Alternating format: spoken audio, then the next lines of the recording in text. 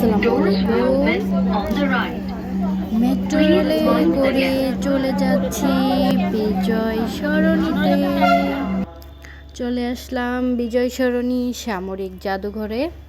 এটা দেখার খুব ইচ্ছা ছিল আমার, অনেক ব্লগে দেখেছি বাট যাওয়া হয়নি। তো আজকে হুটহাট করে প্ল্যান করে ফেললাম যে হ্যাঁ যাবই। ওই প্ল্যান করতে করতে আর করা হয় না, তাই হুটহাট করেই ভাবলাম যে তাহলে চলে যাই। ভাইয়া আসলে সচরাচর আমাদের সাথে কোথাও যেতে চায় না। আজকে একদম ভাইয়ার মানে রেডি টেডি হয়ে ভাইয়ার একদম অফিস যেখানে সেখানে যেয়ে দাঁড়ায়ছিলাম। তারপরে ভাইয়া আসতে আধা ঘন্টা লেট করছে।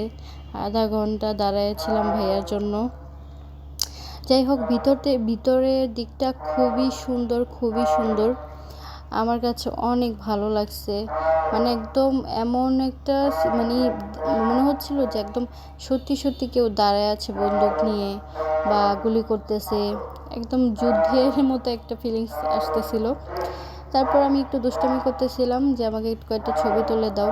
তারপর বললাম যে আমি এখানে একটা পোজ নিয়ে বসবো, আমাকে একটু ভিডিও করে দাও। তারপর দিল, একটু ভিডিও করে দিল। নুহাত অনেক খুশি হয়েছিল, অনেক খোলামেলা জায়গা দেখলে অনেক খুশি হয়। আমি এগুলো ভাবছিলাম সিম গাছ। তারপর হচ্ছে সেই সামরিক জাদুঘরের ভিতরের দিকেই এত সুন্দর পানির জায়গা। আসলে এখানে যদি সুইমিং পুলের ব্যবস্থা করতো তাহলে আমাদের জন্য অনেক ভালো হইতো। এরকম আসলে এত বড় সুইমিং পুল কোথাও দেখা যায় না, কিন্তু কি করার, ওনারা তো এখানে সুইমিং করতে দিবে না। যাই হোক, তারপরে 100 টাকা করে টিকিট ছিল ঢোকার জন্য।